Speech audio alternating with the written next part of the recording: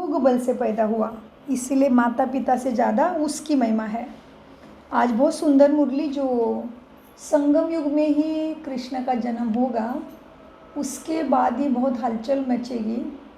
सारी आत्माएं ऊपर जाने का इंतज़ाम भी प्रकृति के द्वारा, बीमारियों के द्वारा और बॉम्ब्स बारूद के द्वारा भी होगी। तो संगम युग का वर्णन है आज और बहुत सुंदर मुरली। तो संगम युग के अंत में ही श्री कृष्ण जी का जन्म होगा और फिर थोड़े वो जब बड़े हो जाएंगे तभी प्रॉपर सतयुग शुरू हो जाएगा यहाँ पे। तो आज उसके अनुसार थोड़ी मुरली है। आज है 25/10/2025। बाप दादा मधुबन से मीठे बच्चे, संगम युग पर ही तुम्हें आत्माभिमानी बनने की मेहनत करनी पड़ती। सतयुग अथवा कलयुग में यह मेहनत होती नहीं। प्रश्न, श्री कृष्ण का नाम उनके माँ बाप से ही भी अधिक बाला है, क्यों? उत्तर, क्योंकि श्री कृष्ण से पहले जिनका भी जन्म होता है वो जन्म योग बल से नहीं होता। श्री कृष्ण के माँ बाप ने कोई योग बल से जन्म नहीं लिया है। पूरी कर्मातीत अवस्था वाले राधा कृष्ण ही है, वही सद्गति को पाते हैं। जब सब पापात्माएं खत्म हो जाती है तब गुलगुल पावन नई दुनिया में श्री कृष्ण का जन्म होता है। अंडरलाइन, जब सब पापात्माएं खत्म हो जाते हैं तो हम जैसे कि जीते जी ही आत्माभिमानी के स्वधर्म में टिकने लगे ना। अभी हमें बुराई अच्छी लगती ही नहीं है सोचने के लिए भी। तो बाबा ने क्या बोला, जब सब पाप आत्माएं खत्म हो जाती तो हम में से कई आत्माएं यहाँ ही रहेंगे, कृष्ण को देखेंगे, जो पूरा देह अभिमानी बन के हमेशा अपने लाइट के शरीर में, स्वधर्मों के अभ्यास में, सद्गुणों में जो स्थित है हर समय, वो यहाँ रहेंगे। बाबा ने नहीं बोला सब आत्माएं ऊपर जाएंगे तभी। सब पाप आत्माएं खत्म हो जाती है। तो हम तो अभी पाप आत्मा है क्या पुण्य आत्मा बन रहे हैं? हम पावन बन रहे हैं क्या पापी है? अभी पावन बन रहे हैं ना, तो हम प्रोसीजर में हैं, तो हम देख सकते हैं कृष्ण को। लेकिन स्थिति इतनी ऊंची चाहिए क्योंकि एक तरफ विनाश भी शुरू रहेगा और एक तरफ कृष्ण भी आएंगे। तो इसीलिए बाबा कहते हैं ना, बहुत बड़ी दिल चाहिए विनाश देखने के लिए। हाँ, तो बाबा कहते हैं क्योंकि कई शक्तिशाली आत्माओं को, जिनकी योग की स्थिति नंबर 1 में है, ऐसे आत्माओं को लास्ट में हम ब्राह्मण आत्माओं को, दूसरे मनुष्य आत्माओं को मदद भी करना पड़ेगा वाइब्रेशन से, उनको ऊपर जाने के लिए मदद का हाथ वाइब्रेशन के द्वारा, शांति की शक्ति द्वारा, पवित्रता के किरणों द्वारा। जब सब पापात्माएं खत्म हो जाती हैं तो वो गुलगुल पावन नई दुनिया में श्री कृष्ण का जन्म होता है। उसे ही वैकुंठ कहा जाता है। संगम पर श्री कृष्ण की आत्मा ने सबसे अधिक पुरुषार्थ किया है, इसलिए उनका ही नाम बाला है। ओम शांति। मीठे मीठे रूहानी बच्चों को रूहानी बाप बैठ समझाते हैं। 5000 वर्ष के बाद हर एक ही बार 5000 वर्ष के बाद एक ही बार बच्चों को आकर बाप पढ़ाते हैं, पुकारते भी हैं, हम पतितों को आकर पावन बनाओ। तो सिद्ध होता है कि यह पतित दुनिया है। नई दुनिया पावन दुनिया थी। नया मकान खूबसूरत होता है, नया मकान खूबसूरत होता है। पुराना जैसा टूटा फूटा हो जाता, बरसात में गिर पड़ता। अभी तुम बच्चे जानते हो बाप आया है नई दुनिया बनाने, अभी पढ़ा रहे हैं, फिर 5000 वर्ष के बाद भी पढ़ाएंगे। ऐसे कभी कोई साधु संत आदि अपने फॉलोअर्स को नहीं पढ़ाएंगे, उनको यह पता ही नहीं है, ना खेल का पता है, क्योंकि निवृत्ति मार्ग वाले हैं ना। बाप बिगर कोई भी सृष्टि के आदि मध्य अंत का राज समझा ना सके। आत्माभिमानी बनने में ही बच्चों को मेहनत होती है, क्योंकि आधा कल्प से तुम कभी आत्माभिमानी बने ही नहीं हो। आप बाप कहते हैं अपने को आत्मा समझो। क्या कहते बाप? जी बाबा, ऐसे नहीं कि आत्मा सो परमात्मा नहीं, अपने को आत्मा समझो। परमपिता परमात्मा शिव को याद करना है। याद की यात्रा मुख्य है, जिससे ही तुम पतित से पावन बनते हो। इसमें कोई स्थूल बात नहीं, कोई नाक कान आदि नहीं बंद करना है। मूल बात है अपने को आत्मा समझ बाप को मन बुद्धि से याद करना है। तुम आधा कल्प से हीरे हुए हो देहाभिमान में रहने के। पहले अपने को आत्मा समझेंगे, तब बाप को याद कर सकेंगे। भक्ति मार्ग में भी बाबा बाबा कहते आते हैं। बच्चे जानते हैं सतयुग में एक ही लौकिक बाप है। वहाँ पारलौकिक बाप को याद नहीं करते हैं क्योंकि सुख है। भक्ति मार्ग में फिर दो बाप बन जाते हैं, लौकिक और पारलौकिक। दुख में सब पारलौकिक बाप को याद करते हैं। सतयुग में भक्ति होती नहीं। वहाँ तो क्या है, ज्ञान का प्रारब्ध। ऐसे नहीं कि ज्ञान रहता है, इस समय के ज्ञान की प्रारब्ध वहाँ मिलती है। बाप तो एक ही बार आते हैं। आधा कल्प बेहद के बाप का सुख का वर्षा रहता है, फिर लौकिक बाप से अल्पकाल का वर्षा मिलता है। यह मनुष्य नहीं समझा सकते। यह है नई बात। 5000 वर्ष में, कितने वर्ष में, 5000 वर्ष में संगम युग पर एक ही बार बाप आते हैं। जबकि कलयुग अंत सतयुग आदि का संगम होता है, तभी ही आते हैं। नई दुनिया फिर से स्थापन करने। नई दुनिया में इन लक्ष्मी नारायण का राज्य था, फिर त्रेता में राम राज्य था। बाकी देवता आदि के जो इतने चित्र बनाए, वह सब है भक्ति मार्ग की सामग्री। बाप कहते हैं इन सबको भूल जाओ, अभी अपने घर को और नई दुनिया को याद करो। ज्ञान मार्ग है समझ का मार्ग, जिससे तुम 21 जन्म समझदार बन जाते हो। कोई दुख नहीं रहता। सतयुग में कभी कोई ऐसे नहीं समझेंगे, ऐसे नहीं कहेंगे कि हमको शांति चाहिए। कहा जाता है ना, मांगने से मरना भला। बाप तुमको ऐसा साहूकार बना देते हैं जो देवताओं को भगवान से कोई चीज़ मांगने की दरकार नहीं रहती। यहाँ तो दुआएं मांगते हैं ना। पोप आदि आते हैं तो कितनी दुआ लेने जाते हैं। पोप कितनों की शादियाँ भी कराते हैं। बाबा यह काम नहीं करते। भक्ति मार्ग में जो पास्ट हो गया सो अभी हो रहा है, सो फिर रिपीट होगा। दिन प्रतिदिन भारत कितना गिरता जाता है। अभी तुम हो संगम पर, बाकी सब है कलियुगी मनुष्य। जब तक यहाँ न आए तब तक कुछ भी ना समझ सके कि अभी संगम युग है या कलयुग है। जब तक यहाँ नहीं आते वो नहीं समझेंगे कौन सा युग चल रहा है। एक ही घर में बच्चे समझते हैं संगम पर है, बाप कहेंगे हम कलयुग में है। ऐसे भी होता है ना लौकिक में, तो कितनी तकलीफ हो पड़ती है। खान पान आदि का भी झंझट हो पड़ता है। तुम संगम युगी हो, शुद्ध पवित्र भोजन खाने वाले। देवताएं कभी प्याज आदि नहीं खाते। इन देवताओं को कहाँ ही जाता है निर्विकारी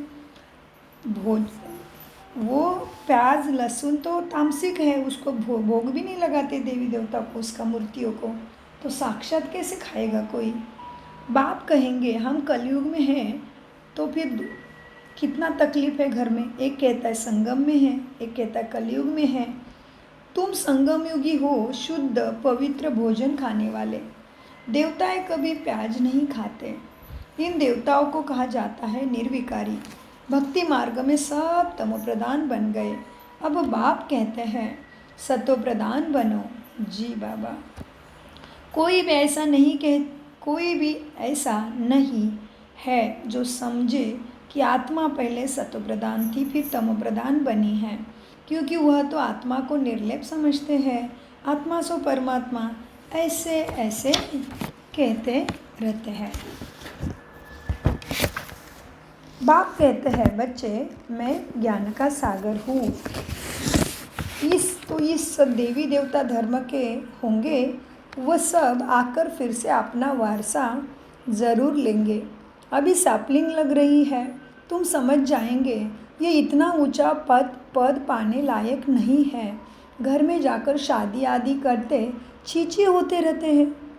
जो समझाया जाता है ऊंच पद पा नहीं सकते। ये राजाई स्थापन हो रही है।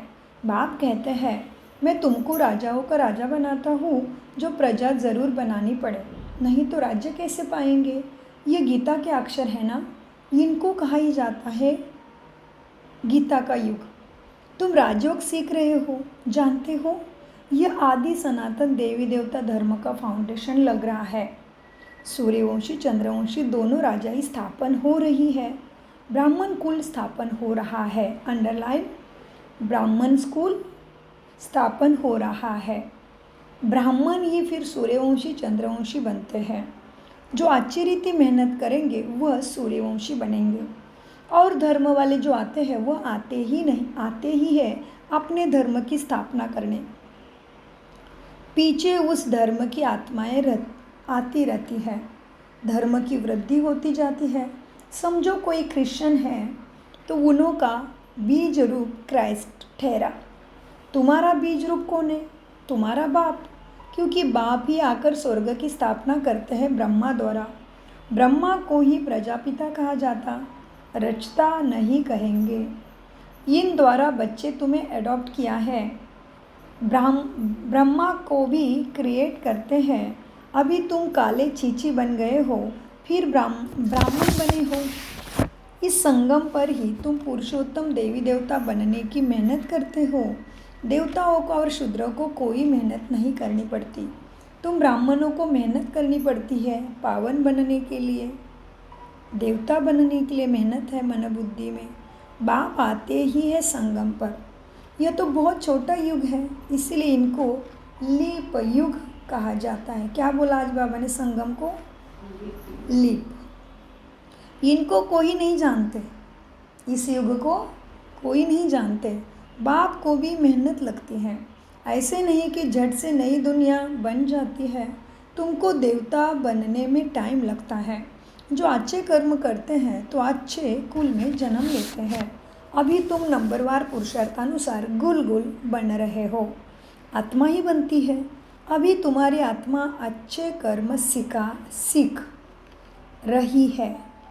आत्मा ही अच्छे व बुरे संस्कार ले जाती है।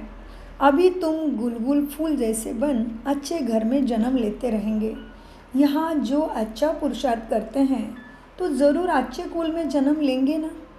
नंबरवार तो होते हैं ना, जैसे जैसे कर्म करते हैं ऐसा जन्म लेते हैं।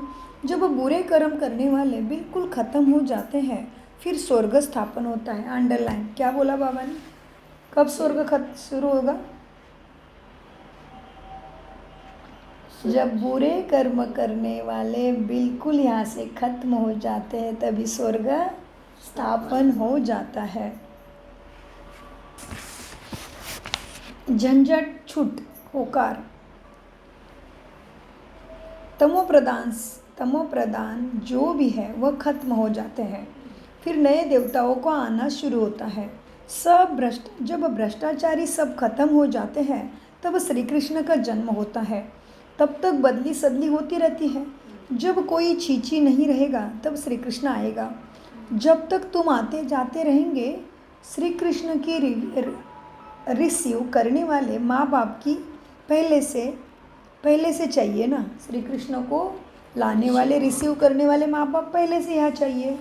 फिर सब अच्छे यहाँ रहेंगे, बाकी चले जाएंगे परमधाम। सब तभी ही उसको स्वर्ग कहा जाएगा। तुम श्री कृष्ण को रिसीव करने वाले रहेंगे। भले तुम्हारा छीछी जन्म होगा क्योंकि रावण राज्य है ना, शुद्ध जन्म हो ना सके। गुलगुल केवल पवित्र, गुलगुल मना पवित्र केवल जन्म श्री कृष्ण का ही पहले होता है। उसके बाद नए दुनिया वैकुंठ कहा जाता है। श्री कृष्ण बिल्कुल ही पवित्र गुलगुल नई दुनिया में आएंगे। रावण संप्रदाय बिल्कुल खत्म हो जाएगा। श्री कृष्ण का नाम उनके माँ बाप से भी बहुत बाला हो जाएगा। श्री कृष्ण के माँ बाप का नाम इतना बाला नहीं। श्री कृष्ण से पहले जिनका जन्म होता है वो योग बल से जन्म नहीं कहेंगे। श्री कृष्ण से पहले उनके माता पिता का जन्म है वो योग बल से नहीं है। श्री कृष्ण से पहले जिनका जन्म होता है वो योग बल से जन्म नहीं कह सकते। ऐसे नहीं, श्री कृष्ण के माँ बाप ने योग बल से जन्म लिया नहीं। अगर ऐसा होता तो उन्हों का भी नाम वाला होना चाहिए।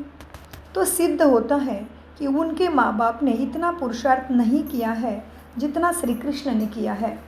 यह सब बातें आगे चल तुम समझते जाएंगे। पूरी कर्मातीत अवस्था वाले राधा कृष्ण, ध्यान से सुनो, बहुत सुंदर मुरली है। पहली बार ऐसी मुरली आई है जो बाबा सतयुग कैसे आएगा वो बता रहे। बाबा कहते हैं, देखो बच्चे, अब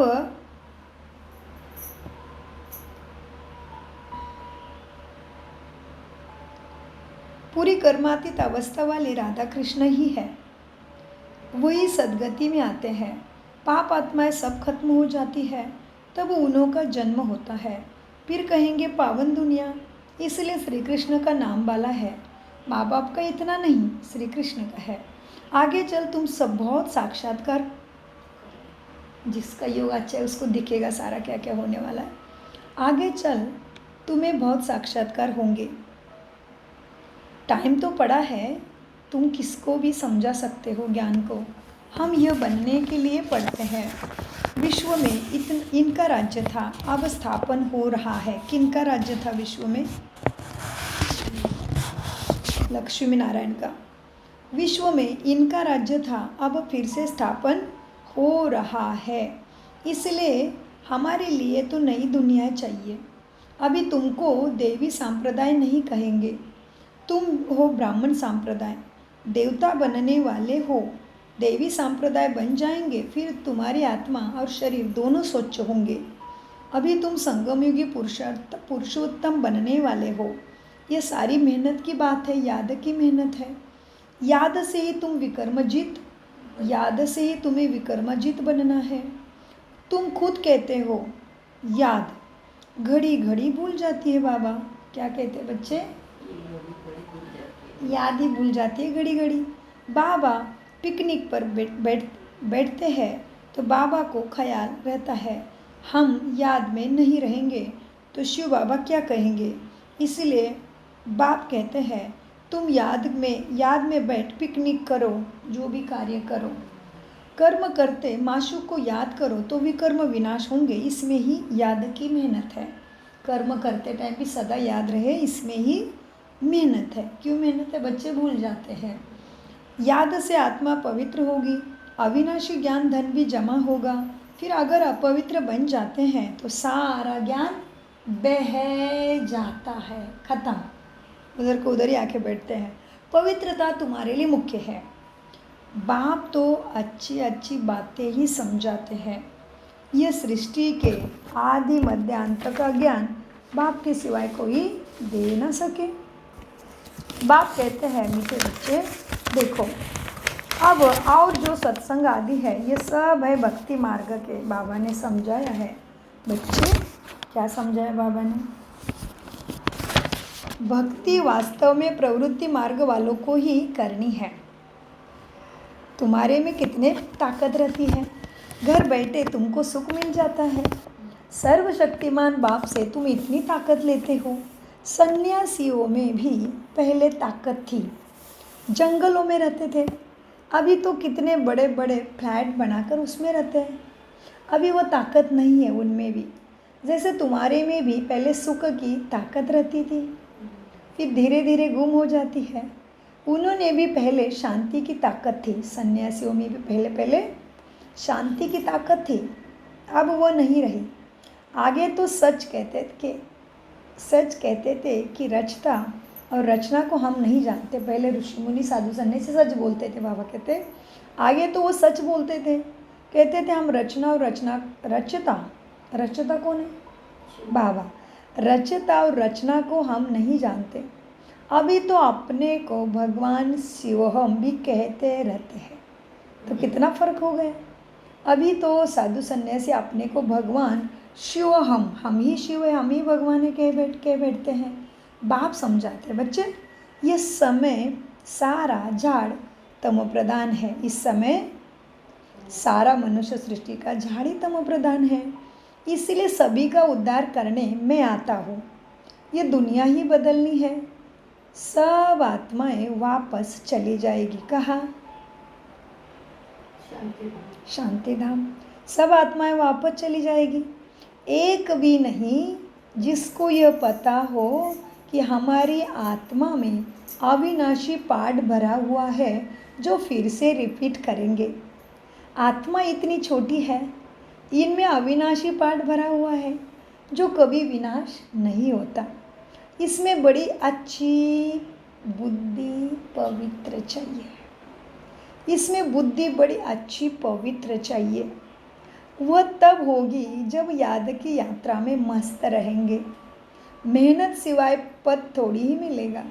इसलिए गाया जाता है, चढ़े तो चाके वैकुंठ रस, गिरे तो चकनाचूर। गिरे तो मना पवित्र नहीं रहे तो। यहाँ ऊंचे ते ऊंचे राजाओं का राजा डबल सिरताज कहा प्रजा, और कहा ऊंचे ते ऊंचे राजा। फर्क है ना। पढ़ाने वाला तो एक ही है और सबको एक जैसा पढ़ा रहा है। पढ़ाने वाला एक ही है। इसमें समझ बड़ी अच्छी चाहिए बुद्धि में। बाबा बार बार समझाते, बच्चे याद की यात्रा है मुख्य। याद की यात्रा। मैं तुमको पढ़ाकर विश्व का मालिक बनाता हूँ, तो टीचर गुरु भी होगा। बाप तो है ही टीचरों का टीचर और बापों का बाप। यह भी तुम बच्चे जानते हो, हमारा बाबा बहुत प्यारा है उसके प्यार का अनुभव। क्या कहते बाबा? यह भी तुम जानते हो, हमारा बाबा बहुत प्यारा है तो सही। वो प्यार का सागर है। कितना शक्ति और शांति और सुख देता है, मदद करता है हर स्टेप पे, हर कदम में मदद करता है। उसकी याद है तो यह तो तुम बच्चे जानते हो, हमारा बाबा बहुत प्यारा है। ऐसे बाप को तो बहुत बहुत याद करना चाहिए, पढ़ना भी पूरा चाहिए। बाप को याद नहीं करेंगे तो पाप भी नष्ट नहीं होंगे। बाप सभी आत्माओं को साथ ले जाएंगे। कहा? हाँ जी, बाप सब आत्माओं को साथ ले जाएंगे। बाकी शरीर सब खत्म हो जाएंगे। आत्माएं अपने अपने धर्म के सेक्शन में जाकर निवास करती है। अच्छा, मीठे मीठे सिखी लदे बच्चों प्रति माता पिता बाप दादा का याद प्यार, गुड मॉर्निंग। रूहानी बाप की रूहानी बच्चों को नमस्ते। हम रूहानी बच्चों की रूहानी बाप दादा को याद प्यार, गुड मॉर्निंग, नमस्ते प्यारे बाबा, नमस्ते। हम है आत्माभिमानी स्थिति से सत्य ज्ञान को समझते, धारण करते और कराते। धारणा के लिए मुख्य सार, बुद्धि को पवित्र बनाने के लिए याद की यात्रा में मस्त रहना है। कर्म करके भी एक माशूक याद रहे, तब तुम विक्रमाजीत बनेंगे। इस छोटे से युग में, क्या बोला? छोटे से युग में। इस छोटे से युग में मनुष्य से देवता बनने की मेहनत तुम्हें ज़रूर करनी है। अच्छे कर्म के अनुसार अच्छे संस्कारों को धारण कर अच्छा कुल में जाना है।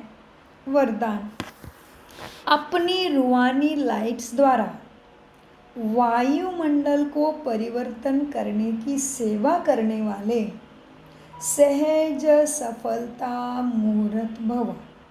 चलो, बाप दादा सामने मेरे सिर पे हाथ रख दिया। कोठों में कोई मैं बाबा का नंबर 1 राजा बच्चा हूँ। सो वरदान देते बाबा, अपनी रूहानी लाइट द्वारा वायुमंडल को परिवर्तन करने की सेवा करने वाले सहज सफलता मूरत भव। सहज सफलता मूरत भव। वरदान का विस्तार। जैसे साकार सृष्टि में जिस रंग की लाइट जलाते हो वही वातावरण हो जाता है।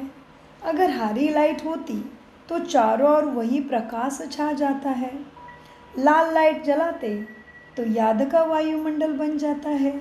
जब स्थूल लाइट, क्या कहते बाबा, जब स्थूल लाइट वायुमंडल को परिवर्तन कर देती है तो आप लाइट हाउस भी, कितनी बड़ी बात है, आप लाइट हाउस भी लाइट व सुख की लाइट से, पवित्रता की लाइट और सुख शांति की लाइट से वायुमंडल परिवर्तन करने की सेवा करो तो सफलता मूर्त बन जाएंगे। स्थूल लाइट आंखों से देखते हैं, रूहानी लाइट अनुभव से जानेंगे। स्लोगन। व्यर्थ बातों में समय और संकल्प गंवाना। अंडरलाइन, बहुत बड़ी बात जो हमें किसी ने नहीं बताया, हमें मालूम भी नहीं था। बाबा कहते हैं व्यर्थ बातों में समय और संकल्प गंवाना ही अपवित्रता है। कितनी सूक्ष्म है परिभाषा अपवित्रता की। अव्यक्त इशारे। समय और सर्व के प्रति मनसा द्वारा योग की शक्ति का प्रयोग करो। कोई भी खजाना कम खर्चे करके अधिक प्राप्त कर लेना, यही योग का प्रयोग है। मेहनत कम, सफलता ज़्यादा, इसी विधि से प्रयोग करो। जैसे समय संकल्प श्रेष्ठ खजाना है तुम्हारे पास। क्या खजाने हमारे पास श्रेष्ठ? समय और संकल्प श्रेष्ठ खजाने हैं। तो संकल्प कम से कम खर्च हो, व्यर्थ नहीं सोचो, व्यर्थ नहीं बोलो, व्यर्थ जगह पे नहीं जाओ। जो संकल्प कम से कम खर्च हो लेकिन प्राप्ति ज़्यादा हो। जो साधारण व्यक्ति 2-4 मिनट संकल्प चलाने के बाद, सोचने के बाद सफलता या प्राप्ति कर सकता है, वह आप 1-2 सेकंड में आप भी कर सकते हो। दूसरा मनुष्य 2-4 मिनट में कर सकता है, वह हम 1 सेकंड में कर सकते हैं। इसको कहते हैं कम खर्चा बाला नसीब। जी बाबा, मतलब कोई भी मनुष्य कोई कार्य को सपोज टू 1 घंटा लगाता है तो हमें वो काम 20 मिनट में निपटाना सीखना चाहिए। जो टाइम हमारा फिर सही चीज़ों के लिए, हमें याद में लगाने के लिए, पढ़ाई करने के लिए, विचार मंथन करने के लिए बहुत सारी युक्तियाँ बाबा ने याद के लिए दी है। तो बाबा कहते हैं देखो, तो संकल्प कम से कम खर्च हो लेकिन प्राप्ति ज़्यादा हो। जो साधारण व्यक्ति 2-4 मिनट संकल्प चलाने के बाद, सोचने के बाद सफलता या प्राप्ति कर सकता है, वह आप 1-2 सेकंड में कर सकते हो। इसको कहते हैं कम खर्चा बाला नसीब। खर्चा कम करो लेकिन प्राप्ति 100 गुना हो। इससे समय की व संकल्प की जो बचत होगी वो औरों की सेवा में लगा देंगे, दान पुण्य कर सकेंगे। यही योग का प्रयोग है। बाबा ने योग का प्रयोग का विस्तार किया अभी। ओम शांति, ओम शांति, ओम शांति।